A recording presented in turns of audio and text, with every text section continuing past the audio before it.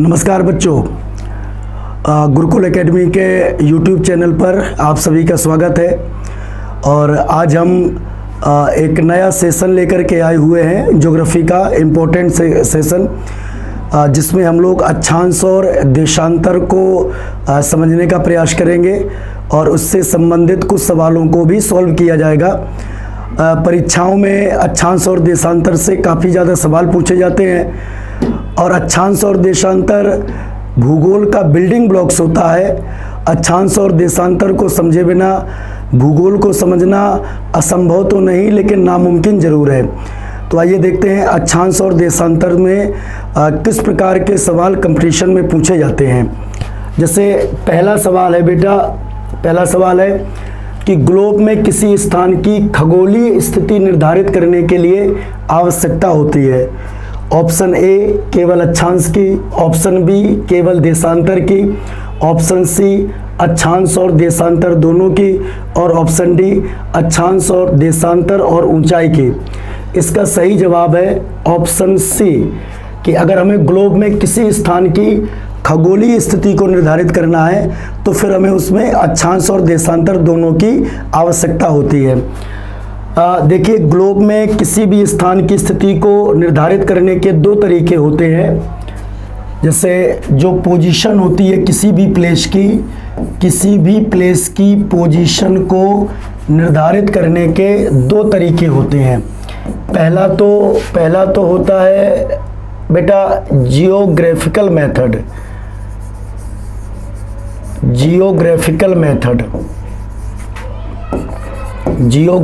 Method, और दूसरा होता है एस्ट्रोनॉमिकल मेथड।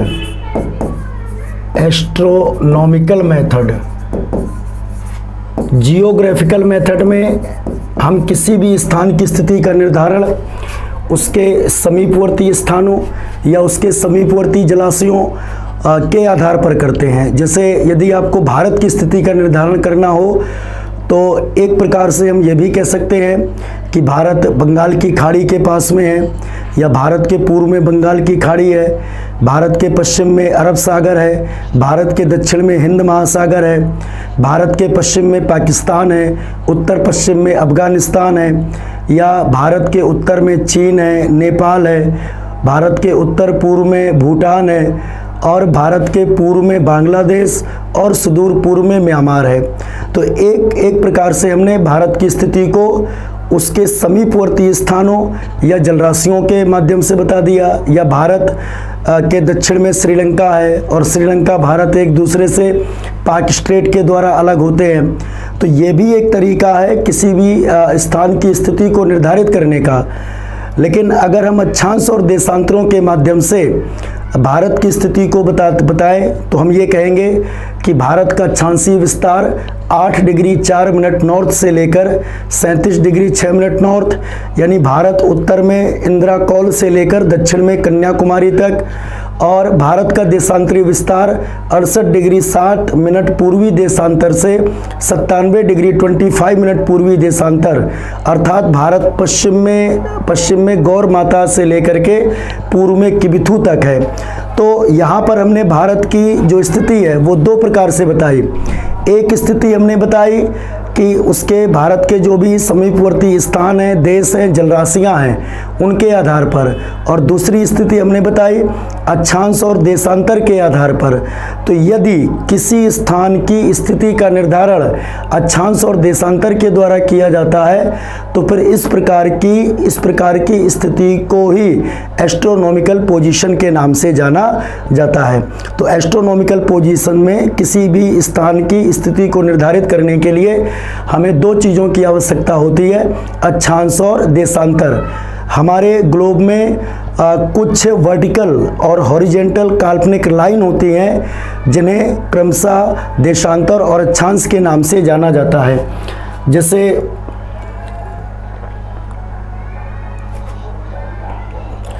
बेटा सपोज दैट ये आपके सामने एक ग्लोब है, ठीक है, ये आपके सामने एक ग्लोब है, और इस ग्लोब में ये जो आप हॉरिजेंटल लाइन देख रहे हैं, ये हॉरिजेंटल लाइन असल में लेटिट्यूड कही जाती हैं, इन्हें ही अक्षांश कहा जाता है। और इस प्रकार से ये जो वर्टिकल लाइन है, ये जो वर्टिकल लाइन है, इन वर्टिकल लाइनों को देशांतर के नाम से जाना जाता है।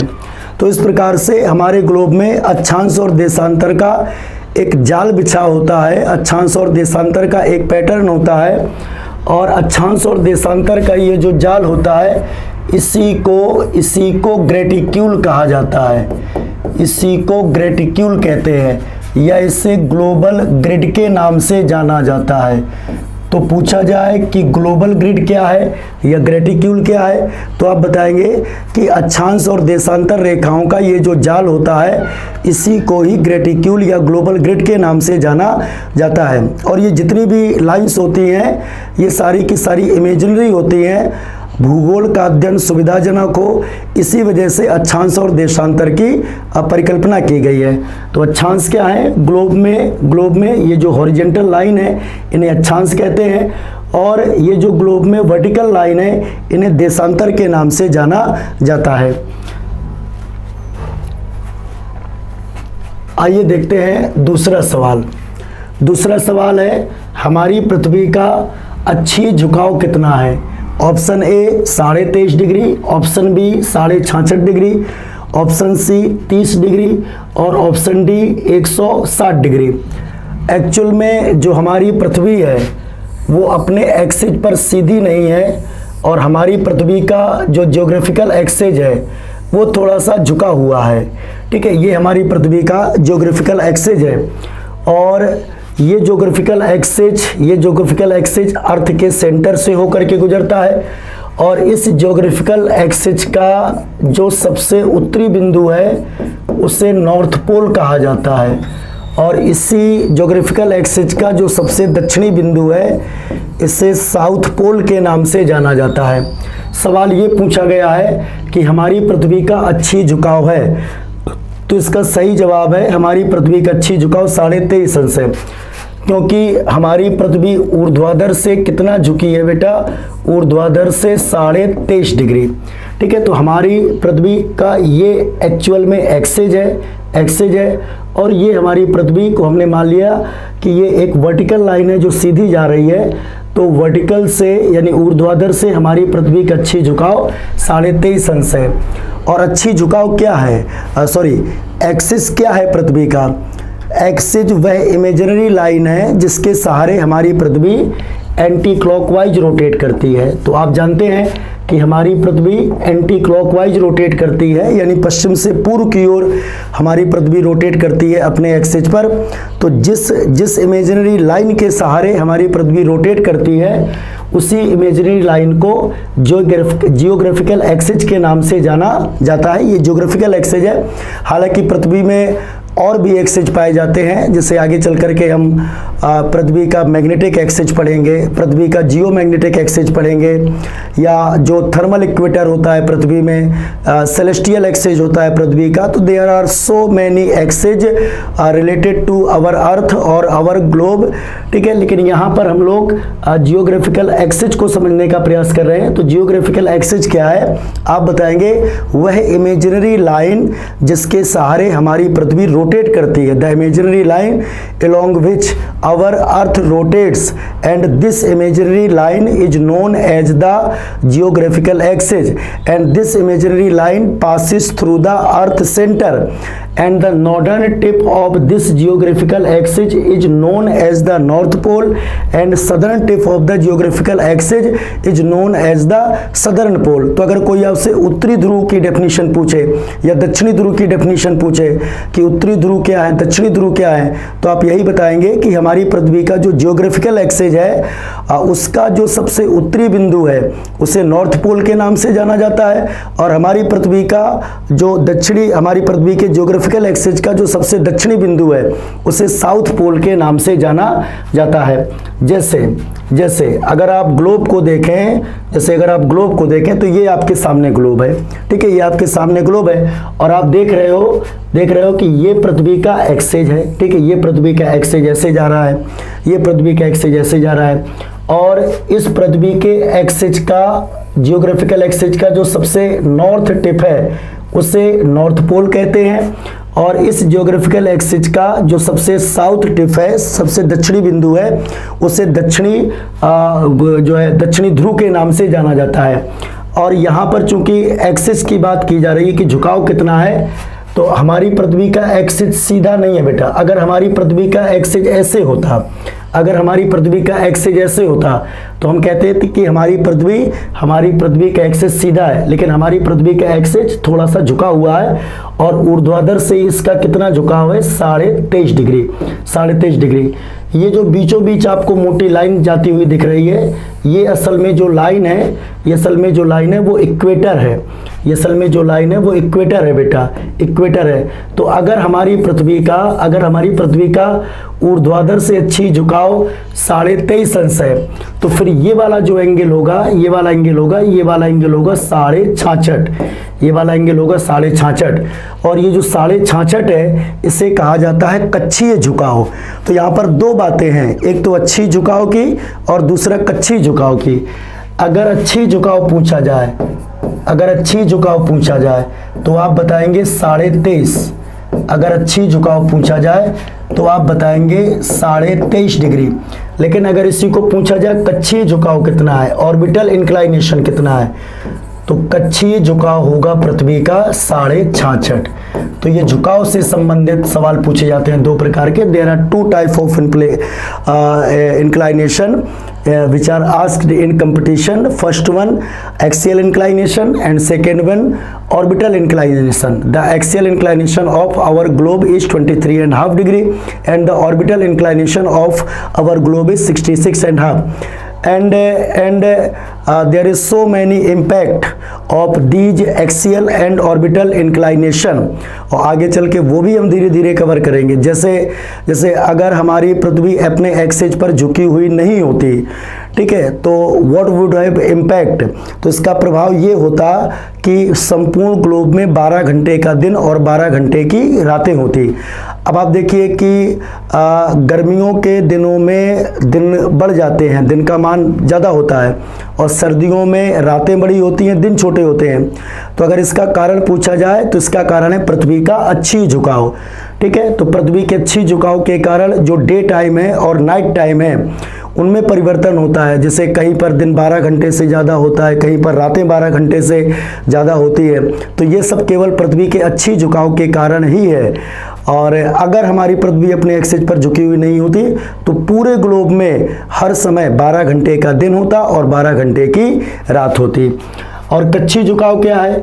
आमतौर पर पृथ्वी जिस एंगल के साथ में सूर्य के चारों ओर चक्कर लगाती है उसी एंगल को ऑर्बिटल इंक्लाइनेशन कहा जाता है। जैसे सोलर सिस्टम में सन हमारे सोलर सिस्टम के केंद्र में है और ये पृथ्वी है, और आप जानते हैं कि पृथ्वी इलिप्टिकल ऑर्बिट में सूर्य के चारों ओर चक्कर लगाती है। तो अगर पूछा जाए पृथ्वी किस झुकाव के साथ में सूर्य के चारों ओर चक्कर लगाती है, तो इसका सही जवाब होगा 66.5 डिग्री, क्योंकि कक्षीय झुकाव यानी ऑर्बिट, और ऑर्बिट क्या है? जो भी ग्रह एक फिक्स पाथ में सूर्य के चारों ओर रिवॉल्व करते हैं उसी पाथ को ही ऑर्बिट कहा जाता है। और ये ऑर्बिटल जो झुकाव है पृथ्वी का 66.5 है। इसका मतलब है कि हमारी पृथ्वी सूर्य के चारों ओर 66.5 डिग्री के साथ चक्कर लगाती है। ठीक है, तो उम्मीद है आपको समझ में आया होगा अच्छी झुकाव क्या है और कक्षीय झुकाव क्या है। और ये भी आपने सीखा कि यदि हमारी पृथ्वी अपने अक्ष पर झुकी हुई नहीं होती तो क्या होता, तो पूरे ग्लोब पर 12 घंटे का हमेशा दिन होता और 12 घंटे की रातें होती। चलिए अगला सवाल देखते हैं, क्वेश्चन नंबर तीसरा। नेक्स्ट सवाल है बेटा, भूगोल का जनक किसे कहते हैं? तो भूगोल का जनक, option A Hecataeus, option B Herodotus, option C Eratosthenes और ऑप्शन डी हम्बोल्ट। तो भूगोल का जनक कहा जाता है हिकेटियस को। हिकेटियस ने एक प्रसिद्ध जो है बेटा रचना लिखी या ग्रंथ लिखा जिसको कहा जाता है जेस पीरियोडस। तो ये हिकेटियस हर सब्जेक्ट में कोई भी सब्जेक्ट हो तो हर सब्जेक्ट का एक फादर पूछा जाता है। मसलन हम लोग हेरोडोटस को फादर ऑफ हिस्ट्री बोलते हैं, इतिहास का जनक, या अरस्तु को विज्ञान का जनक कहा जाता है। इसी प्रकार से एडम स्मिथ को अर्थशास्त्र का जनक कहा जाता है। तो जो भी हम सब्जेक्ट पढ़ते हैं हर सब्जेक्ट का अपना एक जनक होता है। तो भूगोल का जनक किसे कहा जाता है? हिकेटियस को कहा जाता है।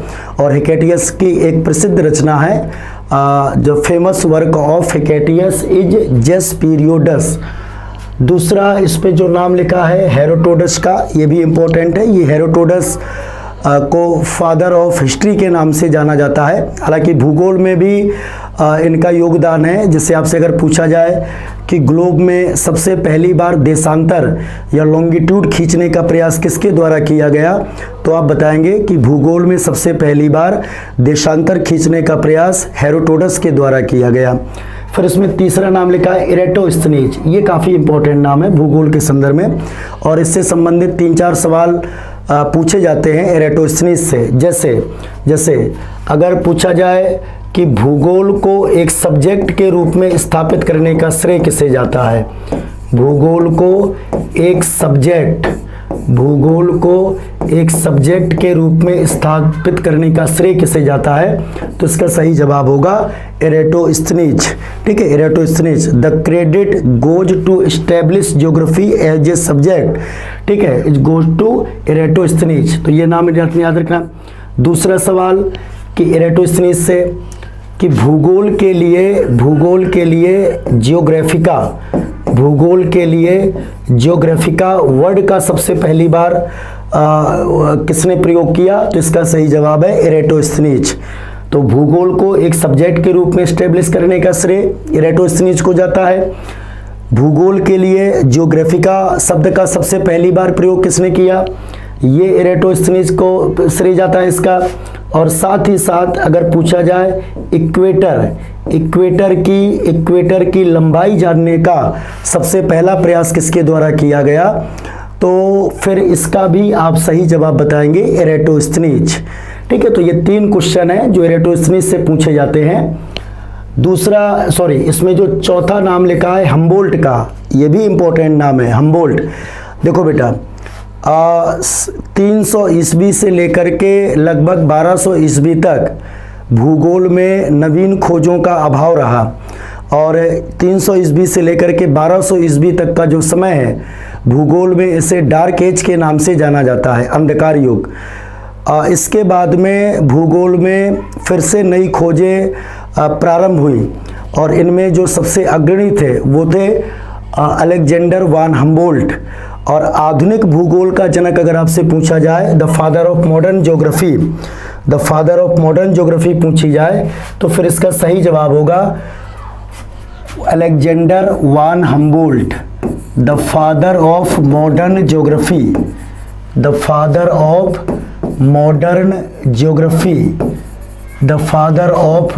ज्योग्राफी अगर पूछा जाए, तो फिर इसका सही जवाब होगा अलेक्जेंडर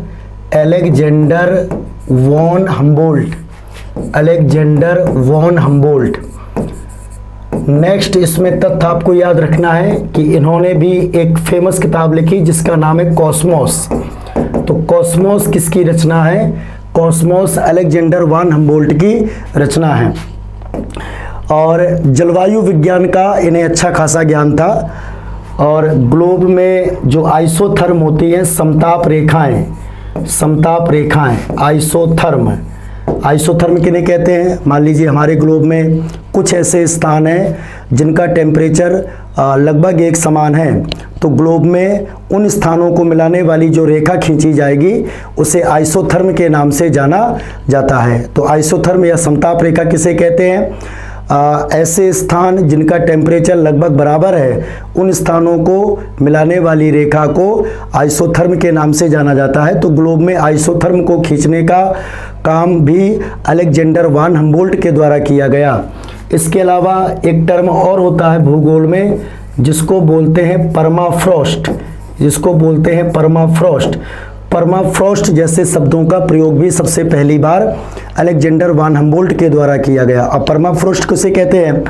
कोई भी ऐसी सतह जहाँ पर 2 या 2 से अधिक वर्षों से लगातार रूप से बर्फ जमा है उन्हें परमाफ्रॉस्ट के नाम से जाना जाता है। तो परमाफ्रॉस्ट क्या है? कोई भी ऐसी सतह, कोई भी ऐसा भूभाग जहाँ पर 2 या 2 से अधिक सालों से लगातार रूप से बर्फ जमा है तो उन्हें परमाफ्रॉस्ट के नाम से जाना जाता है। आप जानते हैं कि ऐसे क्षेत्र आमतौर पर जो आर्कटिक क्षेत्र है वहाँ पर बड़ी मात्रा में परमाफ्रॉस्ट पाए जाते हैं। अंटार्कटिक है, ग्रीनलैंड है, या हिमालय की जो ऊंची ऊंची चोटियाँ हैं जो स्नो लाइन से ऊपर हैं वहाँ पर बड़े बड़े ग्लेशियर पाए जाते हैं। तो जहाँ पर एक लंबे समय से, और इसका मिनिमम टाइम पीरियड रखा गया है 2 साल, 2 साल से ज़्यादा समय से बर्फ़ जमा है उन्हें परमाफ्रॉस्ट कहते हैं। तो ये तमाम सारी जो बातें हैं वो अलेक्जेंडर वान हम्बोल्ट के बारे में है। इसके बाद में जब हम आगे चल करके ओशियन करंट्स के बारे में पढ़ेंगे, महासागरीय धाराओं के बारे में पढ़ेंगे, तो प्रशांत महासागर की एक धारा है जिसे पेरू की धारा कहते हैं। ये ठंडी धारा है और इस पेरू की धारा को हम्बोल्ट की धारा के नाम से भी जाना जाता है। तो महासागरीय धाराओं में प्रशांत महासागर की एक धारा का नामकरण हम्बोल्ट के नाम पर भी किया गया है। अगला जो सवाल है, निम्नलिखित में से कौन भूगोल को मानचित्र बनाने के विज्ञान के रूप में व्याख्या किया? Option A Anaximander, option B Strabo, option C Claudius Ptolemy और ऑप्शन डी हिकेटियस। इसका सही जवाब है क्लॉडियस टालमी। क्लॉडियस टॉलमी, देखिए क्लॉडियस टॉलमी एक प्रसिद्ध यूनानी भूगोलवेत्ता थे और क्लॉडियस टालमी को एक प्रकार से अंतरिक्ष के अध्ययन की शुरुआत करने का भी श्रेय दिया जाना चाहिए, क्योंकि 140 ईस्वी के आसपास क्लॉडियस टॉलमी ने एक सिद्धांत दिया हुआ था जिसे जियोसेंट्रिक थ्योरी के नाम से जाना जाता है।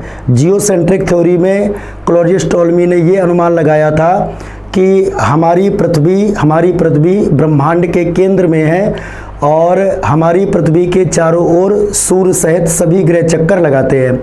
तो 140 ईस्वी के आसपास में आप याद रखेंगे क्लॉडियस ने जियोसेंट्रिक थ्योरी दी थी। In this theory the geocentric theory was postulated by Claudius Ptolemy in 140 ईस्वी, and in this theory it was said that the earth is in the center of universe and all the planet including sun revolves around the earth। ये उन्होंने कहा हुआ था। लेकिन फिर बाद में 1543 ईस्वी में पोलैंड के एक प्रसिद्ध खगोल शास्त्री या जो प्रसिद्ध जो फिजिसिस्ट थे जिनका नाम था कॉपरनिकस ने एक किताब लिखी जिसका नाम था लिटिल कॉमेंटेटरी, और इस किताब में उन्होंने जियोसेंट्रिक सिद्धांत के विपरीत हेलियोसेंट्रिक सिद्धांत दिया, सूर्य केंद्रीय सिद्धांत दिया। और हेलियोसेंट्रिक सिद्धांत में ये कहा गया कि पृथ्वी नहीं बल्कि सूर्य ब्रह्मांड के केंद्र में है और पृथ्वी सहित सभी जो ग्रह हैं वो सूर्य के चारों ओर चक्कर लगाते हैं। तो in the heliocentric theory it was postulated that the not earth but sun is in the center of universe and all the planet including our earth revolves around the sun। तो ये दो सिद्धांत हैं, हेलियोसेंट्रिक थ्योरी और geocentric theory. और इसीलिए जो solar system का फादर है वो कोपरनिकस को माना जाता है, क्योंकि कोपरनिकस ने सबसे पहली बार ये बताया हुआ था कि पृथ्वी सूर्य के चारों ओर चक्कर लगा रही है। हालांकि ये भी सही है, एक भारतीय विद्वान थे जिनका नाम था वराय मेहर ने कोपरनिकस से बहुत पहले ये बता दिया था कि हमारी पृथ्वी अपने अक्ष पर घूमती है, हमारी पृथ्वी अपने एक्सिस पर रोटेट करती है और साथ ही साथ जो हमारी पृथ्वी है वो सूर्य के चारों ओर भी चक्कर लगाती है। लेकिन जो वराय मेहर है उनको इस बात का श्रेय नहीं दिया जाता है, बल्कि कोपरनिकस ये श्रेय ले उड़े बेटा। तो क्लॉडियस टॉलमी को इस रूप में भी भूगोल में पढ़ा जाता है।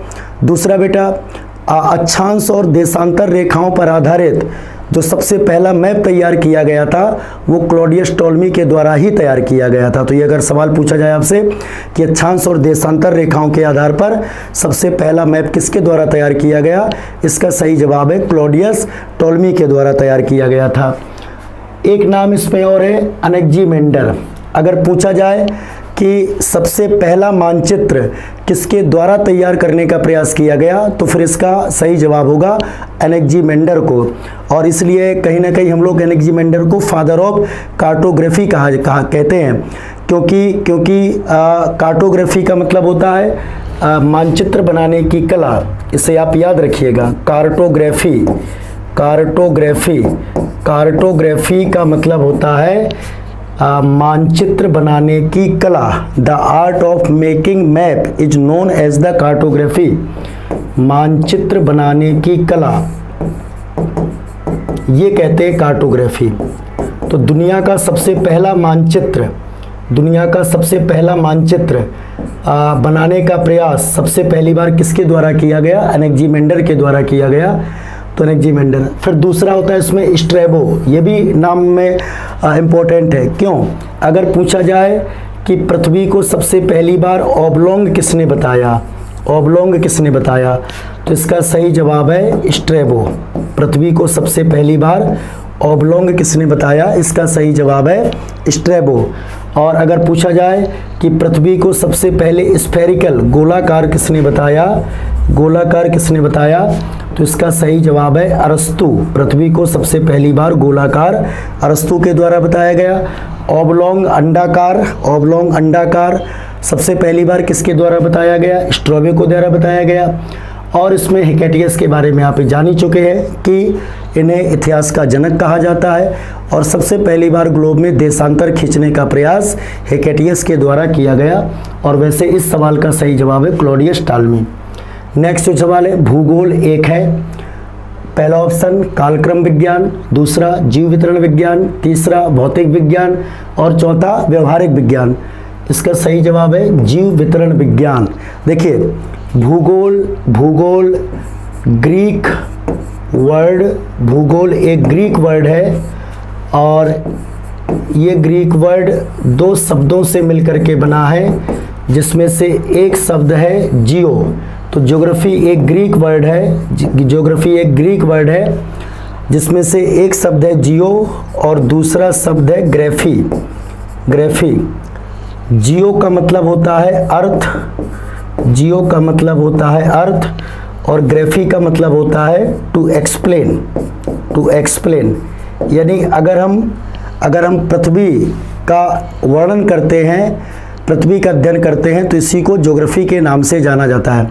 यहाँ पर पृथ्वी के अध्ययन से तात्पर्य है कि हम पृथ्वी में मौजूद न केवल स्थलाकृतियों का अध्ययन करेंगे, जियोमॉर्फोलॉजी का अध्ययन करेंगे, बल्कि पृथ्वी पर पाए जाने वाले जीवों का अध्ययन भी भूगोल के अंतर्गत शामिल है।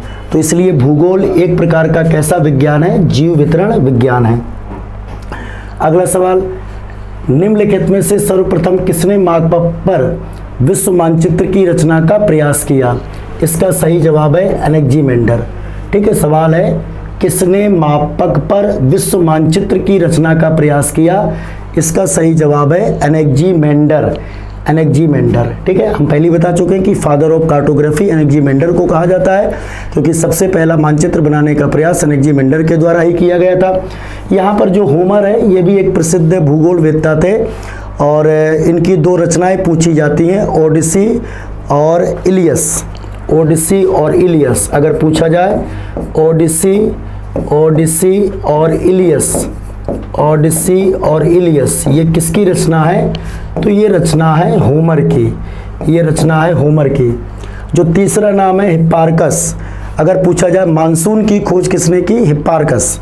ठीक है, मानसून की खोज करता थे हिप्पारकस। टॉलमी के बारे में आप जान ही चुके हैं, क्लॉडियस टॉलमी। तो इस सवाल का सही जवाब है बी, एनेक्जीमेंडर। स्टैटिक क्वेश्चन है, टॉलमी के मानचित्र में प्रयुक्त धुले तथा प्रसुम स्थान थे।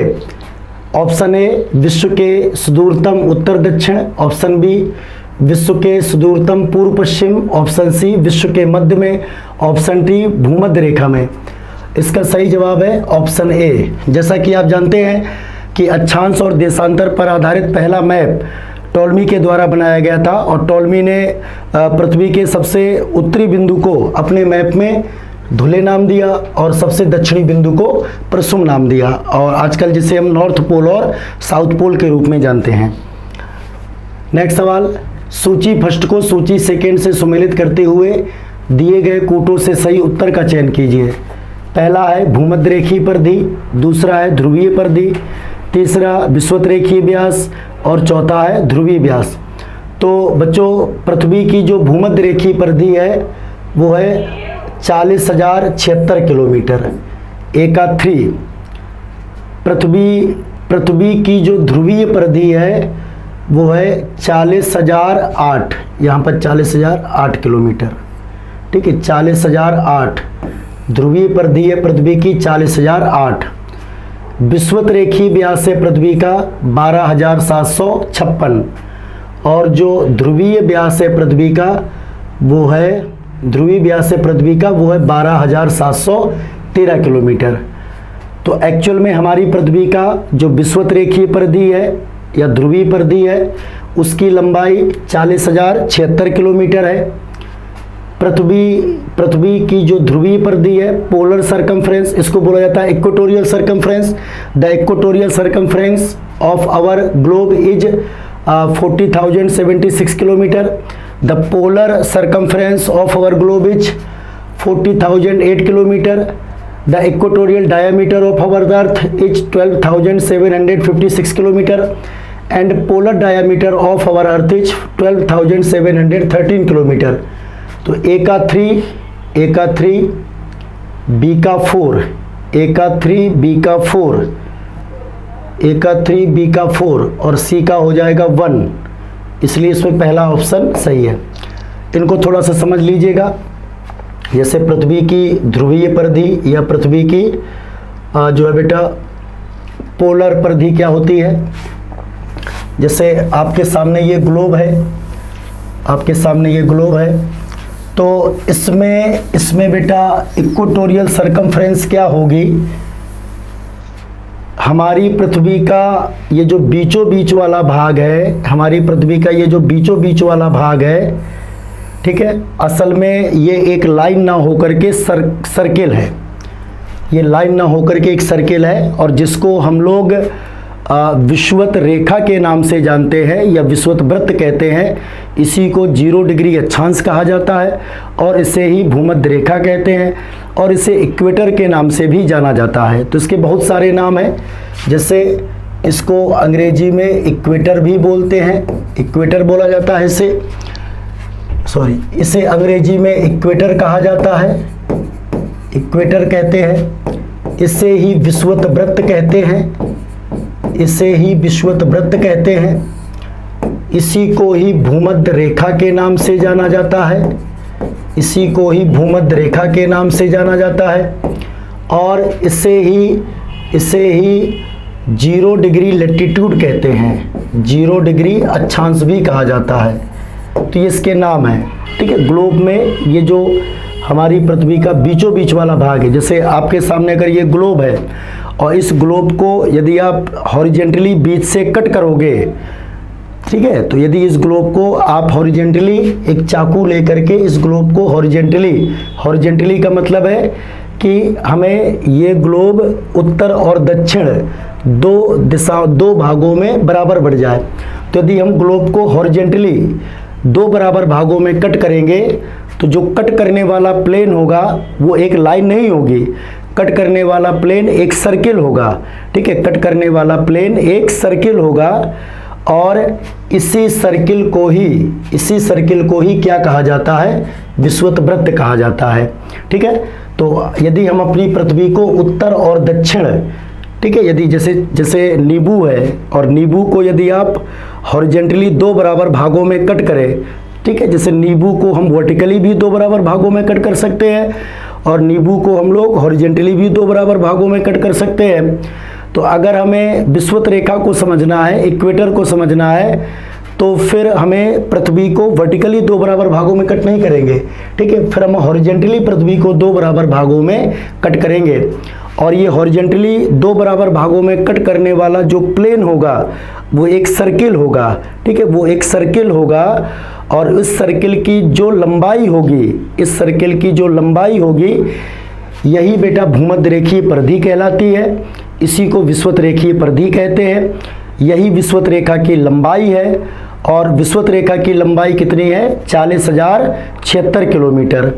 और ये जो विषुवत रेखा है, इस विषुवत रेखा के उत्तर का ये वाला जो भाग है, ठीक है, जैसे ये मान लीजिए इक्वेटर है, अभी यहाँ पर ये आपको लाइन दिख रही होगी, ठीक है, क्योंकि ये 2D में आपको दिख रहा है, ठीक है। इस लाइन, ये जो लाइन होगी वो ग्लोब के चारों ओर से जाएगी, ठीक है, ये लाइन जो होगी वो ग्लोब के चारों ओर से जाएगी। तो ये लाइन ना होकर के एक सर्किल होगी, इसी को इक्वेटर कहते हैं। और इस इक्वेटर के उत्तर का जो भाग है, इस इक्वेटर के उत्तर का जो भाग है, इसे कहा जाता है नॉर्थ पोल, ठीक है। इस इक्वेटर के उत्तर का जो भाग है उसे कहते हैं नॉर्थ पोल। और इस इक्वेटर के दक्षिण का जो भाग है उसे कहा जाता है साउथ पोल। तो उत्तरी गोलार्ध क्या है, दक्षिणी गोलार्ध क्या है? इक्वेटर के उत्तर में स्थित पृथ्वी का जो ये आधा भाग है, इक्वेटर के उत्तर में स्थित पृथ्वी का ये जो आधा भाग है, इसको नॉर्थ पोल कहा जाता है।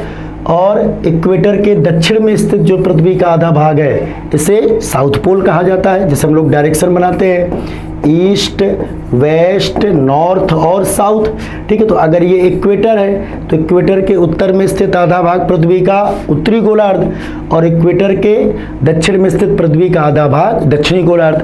जैसे हमारी पृथ्वी का कुल क्षेत्रफल करीब 51 करोड़ वर्ग किलोमीटर है, तो अगर आपसे उत्तरी गोलार्ध का क्षेत्रफल पूछा जाए तो 51 करोड़ वर्ग किलोमीटर का जो आधा होगा वो उत्तरी गोलार्ध का क्षेत्रफल होगा, और इतना ही क्षेत्रफल दक्षिणी गोलार्ध का होगा।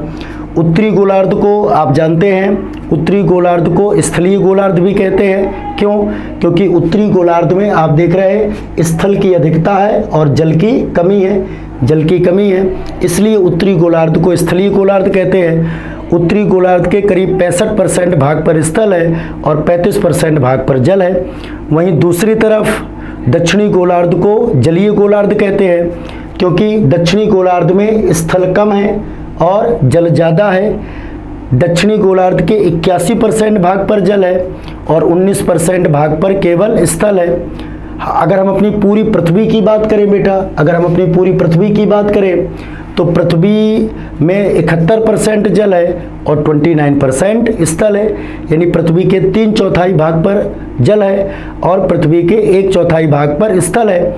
स्थल का प्रतिनिधित्व महाद्वीपों के द्वारा किया जाता है और जलीय भागों का प्रतिनिधित्व महासागर, फिर उनके सीमांत सागर और खाड़ियाँ इस प्रकार से आ जाती है। तो इक्वेटर की लेंथ आपको कैसे निकालनी है कि अगर आप ग्लोब को बीचों बीच 2 बराबर भाग से काट दे तो जो कट करने वाला प्लेन होगा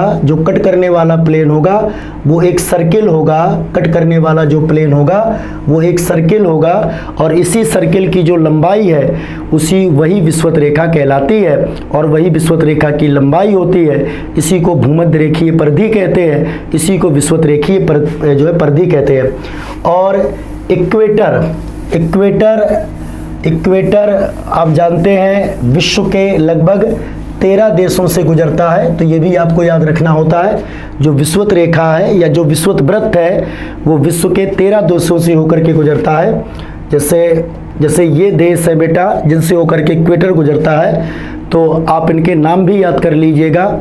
जैसे दक्षिण अमेरिका महाद्वीप, ठीक है, मान लीजिए इक्वेटर है, हालांकि ये 2D बना हुआ है तो इसमें आपको ऐसा लगेगा कि इक्वेटर एक सीधी लाइन होती है, लेकिन हमारी पृथ्वी ऐसे नहीं है जैसे ये मैप है।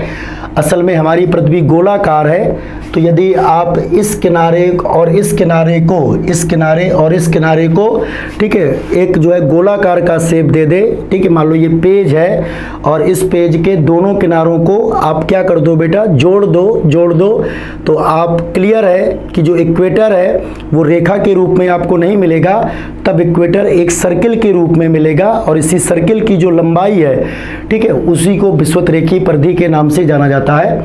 और इक्वेटर कुल कितने देशों से गुजरता है? इक्वेटर 13 देशों से गुजरता है। जैसे इसमें दक्षिण अमेरिका महाद्वीप के 3 देश है।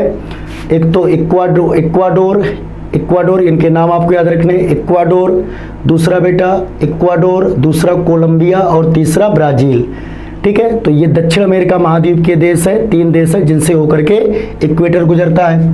फिर अफ्रीका महाद्वीप के कुछ देशों से इक्वेटर गुजरता है।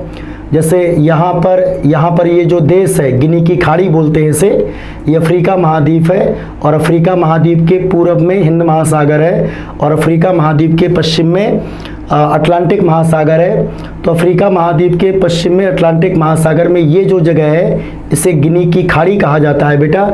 इसी गिनी की खाड़ी में एक देश है जिसका नाम है साओ टोम और प्रिंसिप। तो अफ्रीका के साओ टोम और प्रिंसिप से भी इक्वेटर गुजरता है। और ये गिनी की खाड़ी इंपॉर्टेंट है क्योंकि अफ्रीका महाद्वीप की कई सारी नदियाँ, जैसे कांगो नदी वगैरह, ये सब आपकी नाइजर नदी गिनी की खाड़ी में ही गिरती है। दूसरा अफ्रीकी देश है गैबन। तीसरा बेटा डेमोक्रेटिक रिपब्लिक ऑफ कांगो यानी DRC, रिपब्लिक ऑफ कांगो। देखिए अफ्रीका महाद्वीप में कांगो नाम के 2 देश आपको मिलेंगे, एक तो रिपब्लिक ऑफ कांगो और दूसरा डेमोक्रेटिक रिपब्लिक ऑफ कांगो। इसमें डेमोक्रेटिक रिपब्लिक ऑफ कांगो की राजधानी किंशासा है और रिपब्लिक ऑफ कांगो की राजधानी ब्राज़ीविले है। तो कांगो नाम से 2 देश मिलेंगे। कांगो नाम से नदी भी मिलती है, अफ्रीका में कांगो नाम से नदी भी मिलती है। तो ये बेटा DRC। और ये युगांडा है, युगांडा से इक्वेटर गुजरता है। केन्या से इक्वेटर गुजरता है, सोमालिया। तो अफ्रीका महाद्वीप के इतने देश है जिनसे होकर के अफ्रीका महाद्वीप के इतने देश है जिनसे होकर के इक्वेटर गुजरता है। कौन कौन से? Sao Tome Principe, Gabon, Republic of Congo, Democratic Republic of Congo, Uganda, Somalia और केन्या। दक्षिण अमेरिका महाद्वीप के 3 देशों से इक्वेटर गुजरता है, कोलंबिया, इक्वाडोर और ब्राज़ील। फिर आते हैं बेटा एशिया महाद्वीप, फिर आते हैं एशिया। तो एशिया में जैसे मालदीव है, मालदीव से इक्वेटर गुजरता है, इंडोनेशिया से इक्वेटर गुजरता है और किरिबाती से इक्वेटर गुजरता है। ठीक है, किरिबाती। तो कुल ऐसे 13 देश हैं जिनसे होकर के इक्वेटर गुजरती है और इनके नाम आप याद कर लीजिएगा, बहुत इंपॉर्टेंट क्वेश्चन यहाँ से पूछे जाते हैं। इस इक्वेटर के उत्तर का जो भाग है, इस इक्वेटर के उत्तर का जो भाग है उसे उत्तरी गोलार्ध कहते हैं और दक्षिण का जो भाग है उसे दक्षिणी गोलार्ध कहा जाता है। तो ये ऐसे ये इक्वेटर जा रही है, ठीक है, ऐसी इक्वेटर जा रही है और ये वाला जो पोर्शन है ये उत्तरी गोलार्ध के। अब जैसे भारत है, भारत किस गोलार्ध का देश है? उत्तरी गोलार्ध का। ऑस्ट्रेलिया है बेटा दक्षिणी गोलार्ध में स्थित है, ठीक है, दक्षिणी गोलार्ध में स्थित है। और इसके अलावा ये अर्जेंटीना वगैरह दक्षिणी गोलार्ध में स्थित है, ठीक है। यहाँ पर आप चिली वगैरह पाएंगे, दक्षिणी गोलार्ध में स्थित है। संयुक्त राज्य अमेरिका, अंकल सैम, ये उत्तरी गोलार्ध में स्थित है। कनाडा है, मेक्सिको है, ये सारे के सारे उत्तरी गोलार्ध में स्थित हैं। तो अगर आपको इक्वेटर की समझ आ गई तो मैप में देख करके ये आप आराम से बता सकते हैं कि कौन सा देश उत्तरी गोलार्ध में है और कौन सा देश दक्षिणी गोलार्ध में है। तो इक्वेटर की परिभाषा याद रखना। इक्वेटर क्या है? इक्वेटर असल में वह इमेजिनरी सर्किल है that divides our earth horizontally into equal parts. और इसके उत्तर वाले, इक्वेटर के उत्तर वाले भाग को उत्तरी गोलार्ध कहते हैं और इक्वेटर के दक्षिण वाले भाग को दक्षिणी गोलार्ध के नाम से जाना जाता है, ठीक है। इसी में बेटा, इसी में एक और आया है पोलर सरकमफ्रेंस, ठीक है, पोलर सरकमफ्रेंस। तो पोलर सरकमफ्रेंस को समझ लीजिए भाई। इक्वेटोरियल सरकमफ्रेंस तो आपने सीख लिया कि हॉरिजेंटली पृथ्वी के बीचों बीच जो भी परिधि होगी उसको इक्वेटोरियल सरकमफ्रेंस कहा जाएगा। पोलर सरकमफ्रेंस का मेजरमेंट कैसे किया जाता है? ये जो पोलर सरकमफ्रेंस है, देखो कैसे करोगे। आप मान लीजिए नॉर्थ पोल पर हैं, आप नॉर्थ पोल पर हैं, तो नॉर्थ पोल से चलते हुए आप कहाँ पर आएंगे? South pole. आप नॉर्थ पोल से चलते हुए साउथ पोल आए और साउथ पोल से चलते हुए पुनः नॉर्थ पोल पे गए, ठीक है। तो नॉर्थ पोल से साउथ पोल और साउथ पोल से पुनः नॉर्थ पोल, ठीक है। इस दौरान ये पृथ्वी की जो परिधि है, ठीक है, इस दौरान ये जो पृथ्वी की परिधि है उसकी जो भी लंबाई होगी उसी को कहा जाएगा पोलर सरकमफ्रेंस। और पोलर सरकमफ्रेंस है पृथ्वी की करीब करीब 40,008 किलोमीटर। पोलर सरकमफ्रेंस है पृथ्वी की 40,008 किलोमीटर। तो ये बहुत अच्छी तरह से आपको समझना है कि इक्वेटोरियल सरकमफ्रेंस का मेजरमेंट कैसे किया जाता है और पोलर सरकमफ्रेंस का मेजरमेंट कैसे किया जाता है। इक्वेटोरियल सरकमफ्रेंस हॉरिजेंटली पृथ्वी के बीचों बीच अगर हम ठीक है एक चक्कर लगा ले तो हम 40,076 किलोमीटर की दूरी तय कर लेंगे। वर्टिकली अगर हम पृथ्वी का एक चक्कर लगा ले यानी नॉर्थ पोल से साउथ पोल जाए, नॉर्थ पोल से साउथ पोल जाए और पुनः साउथ पोल से नॉर्थ पोल, तो वर्टिकली अगर हम पृथ्वी का ऐसे पूरा एक चक्कर लगा ले तो फिर हमें जो पोलर सरकमफ्रेंस मिलेगी वो मिलेगी 40,008। यहाँ पर सवाल ये है कि इक्वेटोरियल सरकमफ्रेंस पृथ्वी की ज़्यादा होती है और पोलर सरकमफ्रेंस पृथ्वी की कम होती है। इसका अगर कारण पूछा जाए तो आप बताएंगे क्योंकि हमारी पृथ्वी ध्रुवों पर चपटी है। असल में जो हमारी पृथ्वी है बेटा उसका शेप कुछ इस प्रकार से है, ठीक है, उसका शेप कुछ इस प्रकार से, यानी पृथ्वी हमारी ध्रुवों पर चपटी है और विषुवत रेखा में पृथ्वी में उभार पाया जाता है, बल्ज पाया जाता है, इसलिए इक्वेटोरियल सरकमफ्रेंस की लंबाई ज़्यादा है और पोलर सरकमफ्रेंस की लंबाई कम है। फिर इसी में ये भी पूछा गया था अगला कि इक्वेटोरियल डायामीटर और पोलर डायामीटर, इक्वेटोरियल डायामीटर और पोलर डायामीटर। तो ये से भी आप समझ लो बेटा इक्वेटोरियल डायामीटर क्या है और पोलर डायामीटर क्या है। सबसे पहले पोलर डायामीटर समझो, पोलर डायामीटर देखिए ये जैसे बेटा पृथ्वी का नॉर्थ पोल है, ठीक है, ये पृथ्वी का नॉर्थ पोल है, यहाँ पर ये पृथ्वी का नॉर्थ पोल है और ये पृथ्वी का साउथ पोल है और यहाँ कहीं पर पृथ्वी में सेंटर होगा अंदर, ठीक है, भूगर्भ के अंदर पृथ्वी में कहीं पर सेंटर होगा। तो अगर हम नॉर्थ पोल और साउथ पोल को ज्वाइन करने वाली एक ऐसी लाइन खींचे जो पृथ्वी के सेंटर से होकर के जाए और जाएगी ही, अगर हम नॉर्थ पोल और साउथ पोल को मिलाने वाली एक लाइन खींचे तो निश्चित रूप से वो लाइन कहाँ पर जाएगी बेटा, पृथ्वी के सेंटर से होकर के जाएगी। तो ठीक है, जैसे आपने एक रॉड ली, एक ग्लोब लिया, एक रॉड ली और उस रॉड को आप नॉर्थ पोल से डालो और वो रॉड कहाँ पर निकले बेटा, पृथ्वी के सेंटर से होती हुई साउथ पोल तक जाए, तो उस रॉड की जो लंबाई होगी, उस रॉड की जो लंबाई होगी वो किसके बराबर होगी, पोलर डायामीटर के बराबर होगी। और पृथ्वी का जो पोलर डायामीटर है वो उसकी वैल्यू आपने पढ़ी है करीब करीब 12,713 किलोमीटर। पृथ्वी का जो पोलर डायामीटर है वो है 12,713 किलोमीटर। इसका मतलब ये है कि अगर आप नॉर्थ पोल से पृथ्वी के अंदर जाएं, नॉर्थ पोल से पृथ्वी के अंदर से घुसें और इस प्रकार से सेंटर से होते हुए अपने अपोजिट सिरे में साउथ पोल पर निकलें, तो इस दरमियान आप भूगर्भ के अंदर ही अंदर कुल कितनी दूरी तय कर लेंगे, 12,713 किलोमीटर। ये पोलर डायमीटर होता है। अब इक्वेटोरियल डायमीटर किसे कहते हैं, इक्वेटोरियल डायमीटर में क्या किया जाता है कि ठीक है, जैसे ग्लोब है हमारा, ये ग्लोब है, हमने क्या किया कि इक्वेटर के किसी एक बिंदु से हम एक रॉड डालें और वो रॉड पृथ्वी के केंद्र से होती हुई इक्वेटर पर ही अपने अपोजिट बिंदु पर निकले, तो इस रॉड की जो लंबाई होगी वो होगी 12,756 किलोमीटर, वो होगी 12,756 किलोमीटर। तो जो विषुवत रेखीय व्यास है यानी इक्वेटोरियल जो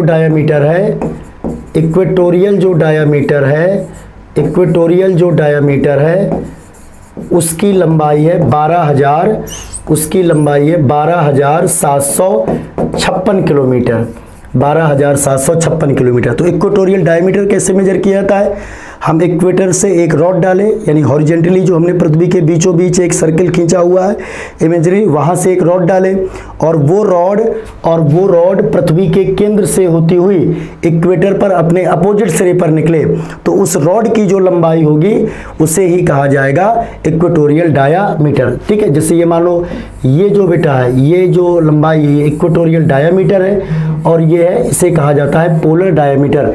चूंकि हमारी पृथ्वी ध्रुवों पर चपटी है, चूँकि हमारी पृथ्वी ध्रुवों पर चपटी है, ठीक है, तो इसलिए जो पोलर डायामीटर है, ये नॉर्थ पोल ये साउथ पोल, जो पोलर डायामीटर है वो कम है बेटा, और जो इक्वेटोरियल डायामीटर है वो क्या है, वो ज़्यादा है। ठीक है, तो इक्वेटोरियल डायामीटर क्यों ज़्यादा है, पोलर डायामीटर क्यों कम है, इसका भी रीज़न वही आप बताएंगे, क्योंकि हमारी पृथ्वी ध्रुवों पर चपटी है और हमारी पृथ्वी में विषुवत रेखा में उभार पाए जाते हैं। उम्मीद है आपको ये चीज़ें समझ में आ रही होंगी।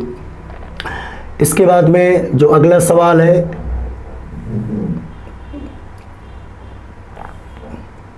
क्वेश्चन नंबर 10, क्वेश्चन नंबर 10, जो अगला सवाल है वो ये है कि विषुवत रेखा पर पृथ्वी परिभ्रमण करती हुई प्रति मिनट करीब करीब कितनी दूरी तय करती है। अब देखो कितना शानदार सवाल है। इक्वेटर पर अगर कोई ऑब्जेक्ट इक्वेटर पर स्थित है, और आप जानते हैं कि हमारी पृथ्वी का जो रोटेशन पीरियड है, हमारी पृथ्वी का जो रोटेशन पीरियड है वो 24 आवर है। हमारी पृथ्वी का जो रोटेशन पीरियड है वो 24 आवर है, और इक्वेटर की कुल लंबाई है 40,076 किलोमीटर। लेंथ ऑफ इक्वेटर है 40,076 किलोमीटर। ठीक है, 40,076 किलोमीटर। तो स्पीड पूछी गई है, तो स्पीड बराबर आप पढ़ते हो बेटा, स्पीड बराबर डिस्टेंस अपॉन टाइम, स्पीड बराबर डिस्टेंस अपॉन टाइम। अगर कोई जगह या कोई भी स्थान इक्वेटर पर स्थित है तो बेटा वो जगह 24 घंटे में कितनी दूरी तय कर लेगी, 40,076 किलोमीटर। तो डिस्टेंस हम लिखेंगे 40,076 और टाइम लिखा जाएगा बेटा 24, और इसको यदि आप कैलकुलेट करेंगे तो ये करीब करीब आएगा 1000 मील पर आवर। एक तो ये वैल्यू निकल के आएगी, दूसरा ये करीब आएगा 1600 किलोमीटर पर आवर, और अगर किलोमीटर पर मिनट में मेजर किया जाएगा तो ये लगभग आ जाएगा 30 किलोमीटर पर मिनट, 30 किलोमीटर पर मिनट। तो अगर कोई भी यानी इक्वेटर पर स्थित जितनी भी जगह, अभी आपने पढ़ा कि इक्वेटर 13 देशों से होकर के गुजरता है, Ecuador, Colombia, Brazil, Gabon, Sao Tome Principe, Congo गणराज्य, लोकतांत्रिक कांगो गणराज्य, Kenya, Uganda, Somalia, Maldives, Indonesia, Kiribati, इन सभी देशों से इक्वेटर गुजरती है। तो इन सभी देशों में जिन स्थानों से इक्वेटर गुजरता है, ठीक है, और जब हमारी पृथ्वी अपने एक्सिस पर रोटेट करती है, चूंकि हमारी पृथ्वी अपने एक्सिस पर 24 घंटे में एक चक्कर लगा लेती है, तो इक्वेटर पर जो स्थित स्थान होंगे, आप बताइए क्या वो 24 घंटे में 40,076 किलोमीटर की दूरी नहीं तय कर लेंगे। ठीक है, तो इक्वेटर पर अगर कोई भी प्लेस स्थित है तो बेटा वो प्लेस किस स्पीड से गति कर रहा होगा, या तो आप कहेंगे 1000 मील पर आवर, या तो आप कहेंगे 1600 किलोमीटर पर आवर, और या तो आप कहेंगे 30 किलोमीटर पर मिनट। तो इसका सही जवाब है 30 किलोमीटर पर मिनट। ठीक है, तो इस प्रकार से ऐसे, हालांकि हम आगे ये भी सीखेंगे कि हमारी पृथ्वी पर स्थित जो स्थान है उनकी स्पीड सबकी समान नहीं होती है। जो स्थान इक्वेटर पर स्थित होंगे वो सबसे तेज गति से घूम रहे हैं, और इक्वेटर से जैसे जैसे हम पोल पर चलते जाएंगे, इक्वेटर से जैसे जैसे हम पोल पर चलते जाएंगे तो उनकी स्पीड कम होती जाएगी। ठीक है, तो जैसे मान लो जो स्थान इक्वेटर पर स्थित होंगे, ठीक है, यहाँ पर, ठीक है, अगर यहाँ पर कोई भी स्थान स्थित है तो वो 24 घंटे में सबसे ज़्यादा दूरी तय करेंगे, 40,076 किलोमीटर। लेकिन जो स्थान यहाँ पर स्थित होंगे, जैसे मान लीजिए एक अक्षांश है, ये सपोज दैट बेटा, ये सपोज दैट 45 डिग्री का अक्षांश है, तो अगर कोई स्थान 45 डिग्री के अक्षांश पर स्थित होगा, अगर कोई स्थान 45 डिग्री के अक्षांश पर होगा तो वो 24 घंटे में कम दूरी तय करेगा, क्योंकि अक्षांश रेखाओं में सबसे बड़ी अक्षांश रेखा विषुवत रेखा ही होती है। ठीक है, तो हमारी पृथ्वी के जो स्थान है बेटा, उनकी जो रोटेशनल स्पीड होगी वो डिपेंड करता है कि उनकी पोजीशन क्या है, यानी वो किस अक्षांश पर स्थित है। अगर वो निम्न अक्षांशों पर स्थित होंगे तो उनकी रोटेशनल स्पीड ज़्यादा होगी, अगर वो उच्च अक्षांशों पर स्थित होंगे तो उनकी रोटेशनल स्पीड कम होगी। इसी प्रकार का एक सवाल देखिए आगे, जो इसी प्रकार का एक सवाल है, ये बिल्कुल ऐसा ही सवाल है। जैसे सवाल लिखा हुआ है कि पृथ्वी के दैनिक घूर्णन की अधिकतम गति कहाँ पर होती है, तो इसका सही जवाब है भूमध्य रेखा पर। क्यों? क्योंकि भूमध्य रेखीय परिधि सबसे बड़ी है बेटा, अक्षांश रेखाओं में सबसे बड़ी अक्षांश रेखा भूमध्य रेखा है, और भूमध्य रेखा पर जो भी स्थान है वो 24 घंटे में सबसे ज़्यादा दूरी तय करते हैं। इसलिए पृथ्वी के दैनिक घूर्णन की अधिकतम गति सबसे ज़्यादा भूमध्य रेखा पर ही होगी और ध्रुवों पर सबसे कम होगी। नेक्स्ट सवाल है कि वह काल्पनिक वृत्त जो पृथ्वी को उत्तर दक्षिण 2 बराबर भागों में बांटता है उसे क्या कहा जाता है? उसे कहते हैं विषुवत वृत्त। अभी हमने बताया कि वह काल्पनिक वृत्त जो पृथ्वी को 2 बराबर भागों में बांटता है। ठीक है, जैसे ये मान लीजिए ये पृथ्वी है हमारी, ये ग्लोब है, तो बेटा ऐसा कोई भी सर्किल जो पृथ्वी को 2 बराबर भागों में बांटे उसे कहा जाएगा विषुवत रेखा। जैसे ये इक्वेटर लिखा हुआ है, इक्वेटर, इसको 0 डिग्री अक्षांश के नाम से भी जाना जाता है, और इस इक्वेटर के इस तरफ का भाग उत्तरी गोलार्ध और इस तरफ का भाग दक्षिणी गोलार्ध कहलाता है। तो इसका सही जवाब है विषुवत रेखा या विषुवत वृत्त। नेक्स्ट सवाल है कि भूमध्य रेखा निम्नलिखित में से किस देश से होकर के नहीं गुजरती है? तो भूमध्य रेखा केन्या से होकर गुजरती है, इंडोनेशिया से होकर गुजरती है, ब्राज़ील से होकर गुजरती है, लेकिन ये भूमध्य रेखा मेक्सिको से होकर के नहीं गुजरती है। ये वो देश रहे जिनसे होकर के भूमध्य रेखा गुजरती है, और एक बार हम बता चुके हैं, आप एक बार फिर से रिवीजन कर सकते हैं, क्योंकि इस प्रकार के सवाल परीक्षाओं में पूछे जाते हैं। तो ये वो सभी देश हैं जिनसे होकर के भूमध्य रेखा गुजरती है। दक्षिण अमेरिका में कोलंबिया, इक्वाडोर, ब्राज़ील, अफ्रीका में Sao Tome Principe, Gabon, Republic of the Congo, Democratic Republic of Congo, Uganda, Somalia, Kenya, और एशिया में और ओशिनिया में मालदीव, इंडोनेशिया और किरिबाती। अगर इसमें महाद्वीप पूछा जाए, कॉन्टिनेंट कि इक्वेटर कितने कॉन्टिनेंट से गुजरता है, तो मुख्य रूप से 3 कॉन्टिनेंट है जिनसे होकर के इक्वेटर गुजरता है। ये आपका साउथ अमेरिका कॉन्टिनेंट है, ये बेटा आपका अफ्रीका कॉन्टिनेंट है, और ये आपका जो है एशिया कॉन्टिनेंट है जिनसे होकर के इक्वेटर गुजरती है। अगला सवाल देखते हैं। नेक्स्ट सवाल है कौन सी नदी विषुवत रेखा को 2 बार काटती है? तो अफ्रीका महाद्वीप में जो कॉन्गो नदी है वो विषुवत रेखा को 2 बार काटती है, और ये कॉन्गो नदी अफ्रीका महाद्वीप में विषुवत रेखा को 2 बार काटते हुए गिनी की खाड़ी में गिरती है। ठीक है, तो कांगो नदी विषुवत रेखा को 2 बार काटने वाली नदी है जो अफ्रीका महाद्वीप में प्रवाहित होती है। बहुत इंपॉर्टेंट नदी है कांगो नदी।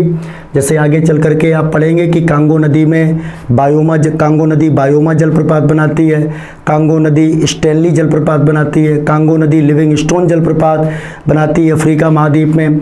इसके अलावा इंगा बांध, फेमस इंगा बांध, ये कांगो नदी पर ही बना हुआ है। लिम्पोपो नदी, ये नदी भी अफ्रीका महाद्वीप में है और दक्षिण अफ्रीका वगैरह से प्रवाहित होती है। इसको याद रखना बेटा, ये लिम्पोपो नदी मकर रेखा को 2 बार काटती है। तो विषुवत रेखा को 2 बार काटने वाली नदी कांगो नदी, मकर रेखा को 2 बार काटने वाली नदी लिम्पोपो नदी, और भारत में बहने वाली जो माही नदी है, जैसे भारत की नदियों में हमने डिस्कस भी किया हुआ है कि ये माही नदी कर्क रेखा को 2 बार काटती है। नाइजर नदी, ये अफ्रीका महाद्वीप में बहती है, नाइजर नदी, और अफ्रीका महाद्वीप में जो नाइजर नदी है उससे पॉम ऑयल रिवर के नाम से भी जाना जाता है। तो अगर पूछा जाए किस नदी को पॉम ऑयल रिवर कहते हैं, इसका सही जवाब है कि अफ्रीका की नाइजर नदी को पॉम ऑयल रिवर के नाम से जाना जाता है। और ये जो नाइजर नदी है वो गिनी और सियरा लियोन की सीमा से निकलती है। इस प्रकार से बेटा यहाँ पर एक देश पाया जाता है गिनी और सियरा लियोन, तो गिनी और सियरा लियोन के बॉर्डर से निकलती है। फिर ये माली जाती है, माली की राजधानी बमाको है, और माली की राजधानी बमाको नाइजर नदी के तट पर स्थित है, और माली से होते हुए फिर ये नाइजर जाती है। यहाँ पर एक देश पड़ जाता है बेनिन, नाइजर और बेनिन का बॉर्डर बनाती है। फिर ये नाइजीरिया से बेटा, नाइजीरिया से गिनी की खाड़ी में गिर जाती है। और अफ्रीका की जो कांगो नदी है वो लोकतांत्रिक कांगो गणराज्य से निकलती है, और ये इक्वेटर को 2 बार काटते हुए ये भी गिनी की खाड़ी में गिर जाती है। इधर अफ्रीका में लिम्पोपो नदी है, तो लिम्पोपो नदी बेटा ये मकर रेखा को 2 बार काटते हुए अटलांटिक महासागर में जाकर के गिर जाती है। फिर अगला सवाल है, अब ये सवाल है निम्नलिखित में से किस झील से विषुवत रेखा गुजरती है? तो इसका सही जवाब है विक्टोरिया झील। अफ्रीका में केन्या, युगांडा और तंजानिया की जो सीमा बनाने वाली झील है वो है बेटा विक्टोरिया झील। मीठे पानी की दुनिया की दूसरी सबसे बड़ी झील सुपीरियर के बाद में, और यह विक्टोरिया झील अफ्रीका महाद्वीप की सबसे बड़ी झील है। और इस विक्टोरिया झील से 3 देश लगे हुए हैं, केन्या, युगांडा और तंजानिया। आप जानते हैं कि अफ्रीका की विक्टोरिया झील से ही नील नदी का उद्गम होता है, और ये नील नदी उत्तर की ओर बहते हुए भूमध्य सागर में जाकर के गिर जाती है। ठीक है, तो ये विक्टोरिया झील के बारे में हो गया। पूछा जाता है कितने देशों से लगी है विक्टोरिया झील? 3 देशों से, केन्या, युगांडा और तंजानिया। याद रखना बेटा, विक्टोरिया झील से कौन सी नदी निकलती है? नील नदी निकलती है। ये नील नदी जो है बेटा मिस्र, सूडान इत्यादि से प्रवाहित होती हुई भूमध्य सागर में गिरती है। मिस्र को नील नदी का वरदान कहा जाता है, आप जानते हो। और इसी नील नदी में मिस्र में आसवान बांध बना हुआ है, और सूडान में सेन्नार बांध बंधा है, और इसके अलावा इथोपिया में ग्रैंड रेनेसा डैम भी नील नदी पर बना हुआ है। टेंगनिका झील ये दुनिया की सबसे लंबी झील है, ये भी अफ्रीका महाद्वीप में है। डेमोक्रेटिक रिपब्लिक ऑफ कॉन्गो के साथ ये लगी हुई है। इसके अलावा जो जाम्बिया देश है बेटा उसके साथ ये लगी हुई है।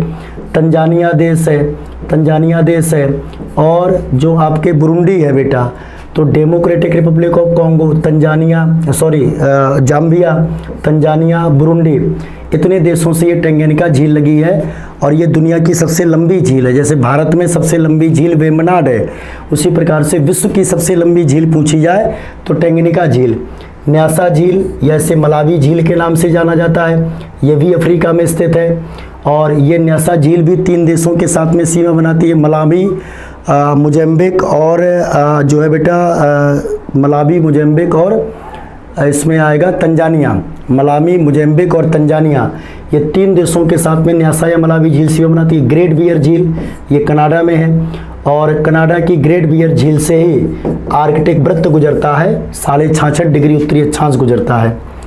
अगला जो सवाल है, विषुवत रेखा किस महाद्वीप से नहीं गुजरती है? तो आपने देख लिया, विषुवत रेखा एशिया से गुजरती है, अफ्रीका से गुजरता है, दक्षिण अमेरिका से गुजरता है, बट ऑस्ट्रेलिया से विषुवत रेखा नहीं गुजरती है। ऑस्ट्रेलिया से मकर रेखा गुजरती है, और मकर रेखा ऑस्ट्रेलिया के बीचों बीच होकर के गुजरती है। पृथ्वी के आकार की सर्वोत्तम ढंग से व्याख्या की जा सकती है? इसका सही जवाब है जिवाइड। पृथ्वी के आकार की, जैसे आपने सीखा हुआ कि अरस्तु ने पृथ्वी को सबसे पहले गोलाकार बताया, स्ट्रैबो ने पृथ्वी को ऑब्लोंग बताया, लेकिन वर्तमान साक्ष्यों से स्पष्ट है कि हमारी जो पृथ्वी का आकार है वो बेटा जिवाइड है। अब सवाल ये है कि जिवाइड किसे कहा जाता है? तो आप बताएंगे कि हमारी पृथ्वी नॉर्थ पोल और साउथ पोल अर्थात ध्रुवों पर हमारी पृथ्वी कैसी है? चपटी है। ध्रुवों पर हमारी पृथ्वी चपटी है, और पृथ्वी में विषुवत रेखीय भाग में उभार पाए जाते हैं, बल्ज पाए जाते हैं। तो जो हॉरिजेंटली जो पृथ्वी का बीचों बीच वाला भाग है उसमें उभार पाए जाते हैं, बल्ज पाए जाते हैं, और इसी शेप को ही जिवाइड का नाम दिया गया है।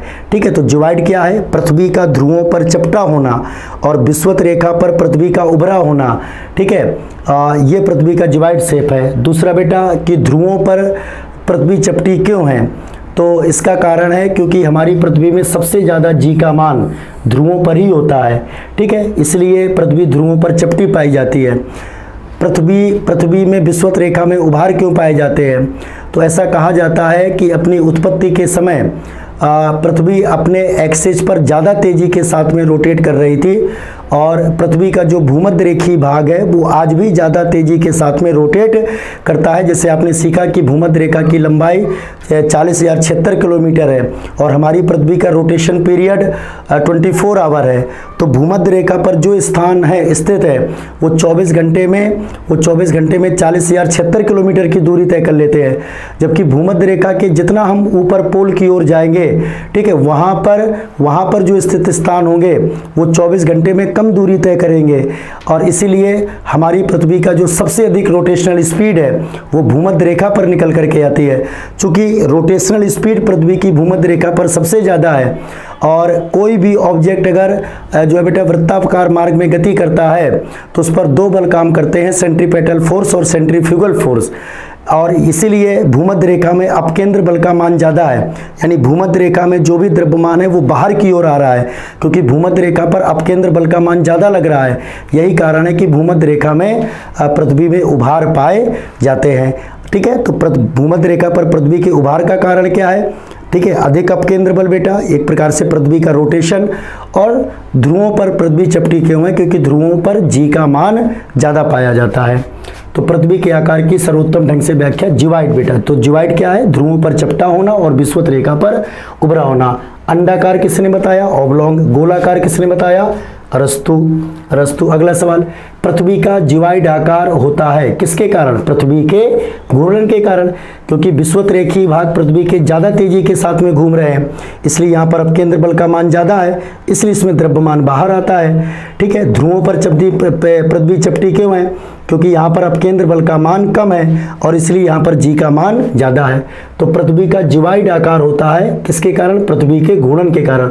हालांकि हमारी पृथ्वी का ये जो आकार है, ठीक है, इसके दो मुख्य कारण है, एक तो पृथ्वी का घूर्णन और दूसरा है बेटा पृथ्वी की ज्योमेट्री। और पृथ्वी की ज्योमेट्री क्या है? जैसे एक शब्द होता है जियोडेसी, एक शब्द होता है बेटा जियोडेसी, जिसे बोलते